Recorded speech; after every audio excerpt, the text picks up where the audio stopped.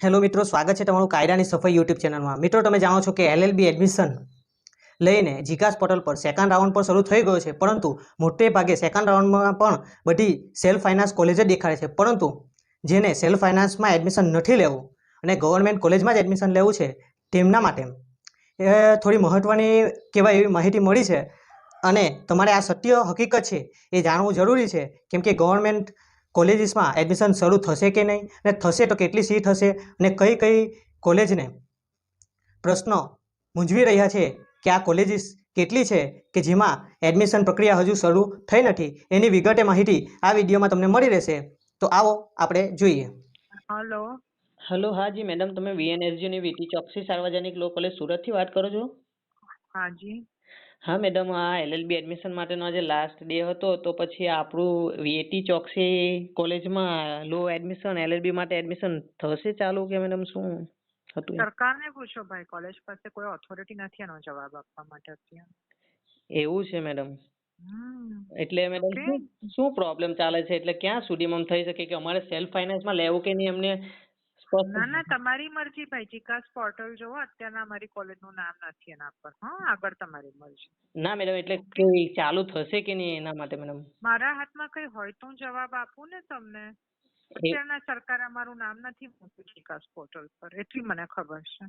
હા મેડમ, એ તો અમે પણ જાણી શકીએ છીએ મેડમ કે સેલ્ફ ફાઇનાન્સ કોલેજ છે, દેખાડે છે ખાલી 2। ગ્રાન્ટીને ગુજરાતની ખાલી 3 જ કોલેજ છે ને, સાઉથ ગુજરાતની તો એકેય નથી। એટલે તમારી મરજી, સેલ્ફ ફાઇનાન્સમાં લેવું હોય તો લઈ લો।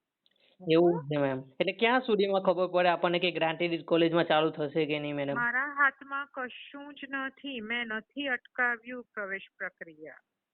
જે એવું? મારા હાથમાં છે જ નહીં એનો જવાબ હું કેવી રીતે આપું? હા, એ વાત તો બરાબર છે મેડમ, પણ તો અમે એલએલબી ના વિદ્યાર્થીઓ માટે આજે 3 મહિનાથી હેરાન થઈએ છીએ, કઈ તો કોલેજને સરકાર ના પાડે, યુનિવર્સિટી ના પાડે, કોલેજ શું કરી શકે? કોલેજ જાતે પ્રવેશ પ્રક્રિયા કરે? તમે હેરાન થાવ કોલેજ ના લીધે થાવ છો?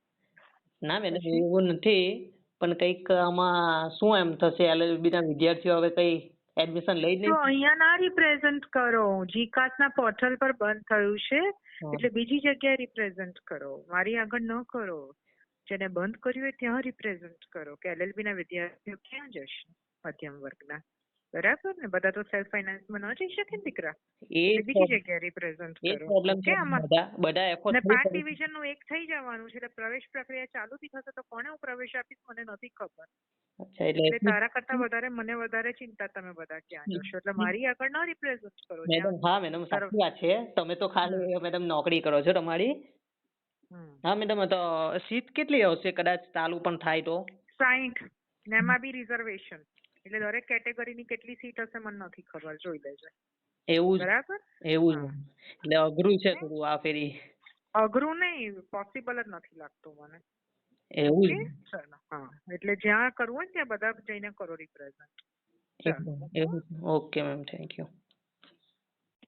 હેલો હાજી મેડમ, વીએનએસજી ની કોલેજ એમએસકે ભરૂચથી વાત કરો છો? જી હા મેમ, એલએલબી માટેનો આજે લાસ્ટ ડે છે, તો આપણે એમએસકે કોલેજ ભરૂચ ક્યારે થશે મેડમ?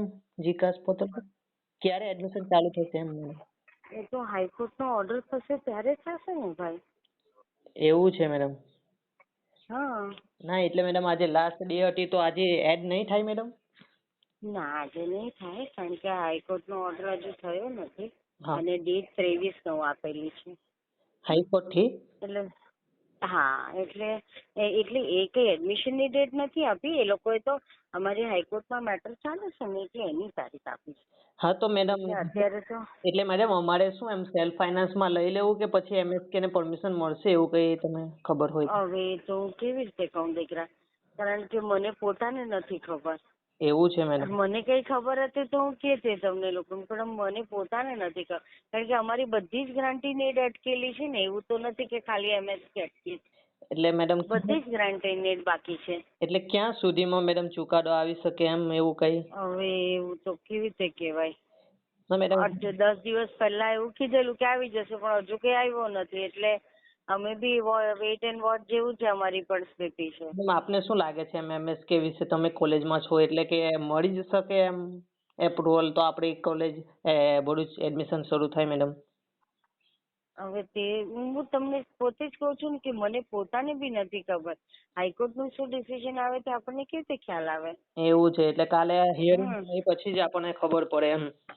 હા, હિયરિંગ કઈ થાય ને હાઈકોર્ટ કઈ જવાબ આપે તો કઈ ખબર પડે, એવું બાકી તો કઈ ખ્યાલ ના આવે. એટલે મેડમ આજે અમારે સેલ્ફ ફાઇનાન્સ માં લઈ લેવું કે શું કરવું એમ એટલા માટે કે મેડમ 3 મહિનાથી હેરાન થતા છે અમે એટલા માટે થોડું હા, પણ હવે જો બે સેલ્ફ ફાઇનાન્સ કોલેજો ખુલી છે.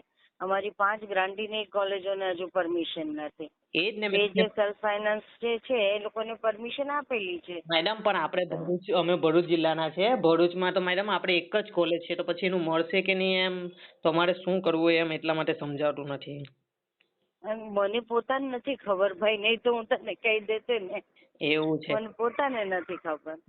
ઓહો. કારણ કે હું કહું કે ના રાહ જુઓ અને પછી ના મળે તો તમને એમ થાય કે મેડમે ખોટી રાહ જોવડાવી અમારી પાસે. બરાબર ને? એ તો છે મેડમ પણ કદાચ તમને કોલેજ થી ઉપરથી કઈ થોડું ઘણું ના નહીં ખ્યાલ આવે દીકરા. એવું હાઈકોર્ટનો નિર્ણય અમને નહીં ખ્યાલ આવે. એવું છે મેડમ. હા. બરાબર એટલે અમારે રાહ જોવી કે નહીં એ તો અમારા પર જ છે હવે. હા, તમારા પર જ છે. એવું છે. તો મેડમ એક્ઝામ તો પછી લેટ થશે ને કદાચ એડમિશન થઈ જાય. હા, તો લેટ જ થાય ને, તો 180 દિવસ તો જવા દેવા પડે ને. કેમ કે મેડમ અત્યારે 3 મહિના જેવો તો LLB એડમિશન થઈ ગયું છે. હા, પણ હજુ તો કોઈ કોલેજ જ ચાલુ નથી થઈ એટલે જે દિવસથી ચાલુ થશે તે દિવસથી ગણશે ને પાછા 90 દિવસ તો. મેડમ તો LLB માટેનું તો કઈ VNSU દ્વારા તો ટાઈમ ટેબલ ને બીજા સેમ નું ને એવું બધું બી કરી દીધું છે તો પછી એ કેમનું મેનેજ? અરે ભાઈ, એ તો એક્ઝામની ડેટ તો બાકીના સેમેસ્ટરની તો મૂકવી જ પડે ને. એવું છે. ફર્સ્ટ સેમેસ્ટરની ક્યાં મૂકી છે? સેકન્ડ, ફોર્થ, સિક્સ એ બધાની તો મૂકવી જ પડે ને. હા, સેકન્ડ પાર્ટ એક્ઝામ વાળાની. હા એ બધાની મૂકી છે. હા, એ બધાની મૂકી છે, તમારી નથી મૂકી. અત્યારે કદાચ એડમિશન કાલે પરમિશન મળી જાય ને એડમિશન શરૂ થાય છે તો અમે લઈ લઈએ તો પ્રોબ્લેમ તો નહીં આવે ને એક્ઝામમાં તો પછી એમ? શેનો પ્રોબ્લેમ આવે? સમય તો મળશે ને એમ અમને વાંચવા માટે? હા, મળશે જ ને, મળશે જ વળી. એવું છે. હા. બરાબર એટલે કાલે કઈ ચુકાદો આવી જાય એવું લાગે છે પછી? કાલે કાલે 23 તારીખ છે. 23 તારીખે મેડમ. 23 તારીખે છે. 23 તારીખે હિયરિંગ છે. હા.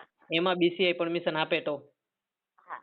એ કે પછી બંધ થઈ જશે કે મેડમ MS કે પછી તો? મેં તમને કીધું 26 કોલેજોનો પ્રશ્ન છે. હવે તમે MSK ની વાત કરો તો હું કેવી રીતે જવાબ આપું તમને? એવું છે એટલે 26 ગ્રાન્ટેડ એટલે ગવર્નમેન્ટ કોલેજોનો જ પ્રોબ્લેમ છે બાકી સેલ્ફ? હા, 26 ગ્રાન્ટીનેટ કોલેજોનો પ્રશ્ન. બરાબર બાકી સેલ્ફ ફાઇનાન્સ તો થઈ ગયું છે બધું? સેલ્ફ ફાઇનાન્સ નો વાંધો નથી. હા. એવું છે. ઓકે ચાલો મેડમ થેન્ક યુ આટલી માહિતી આપવા માટે. હા ને. તો મિત્રો LLB ના એડમિશનને લઈને આખા ગુજરાત પૈકી આપણે ખાલી આ 2 જે ગવર્નમેન્ટ કોલેજમાં વાત કરી છે તો આ 2 જ ગવર્નમેન્ટ કોલેજમાં વાત કરતા આપણને એ તો સત્ય હકીકત માલુમ પડી જાય છે કે અત્યારે ગવર્નમેન્ટ કોલેજના એડમિશનને લઈને ખૂબ અશક્યતા અને અસ્પષ્ટતા છે. તો શું LLB ના એડમિશન શરૂ થશે? અને જો 23 તારીખની હિયરિંગ પછી LLB ના એડમિશન શરૂ થાય તો પણ LLB ના એડમિશન માટે ફક્ત 60 સીટ જ રહેશે એવું કોલેજીસમાંથી કહેવામાં આવી રહ્યું છે. તો શું જે વિદ્યાર્થીને ગવર્નમેન્ટ કોલેજમાં એડમિશન મેળવવું છે તેને LLBમાં એડમિશન ગવર્નમેન્ટ કોલેજમાં મળશે કે નહીં? આ બધી અશક્યતાની વચ્ચે જો તમને પણ LLBના એડમિશનને લઈને કોઈ નવા પ્રશ્નો હોય તો કોમેન્ટમાં જરૂર પૂછજો અને LLBના એડમિશનને લઈને દરેક નવી માહિતી મેળવવા માટે મારી ચેનલને સબસ્ક્રાઇબ કરવાનું ન ભૂલતા.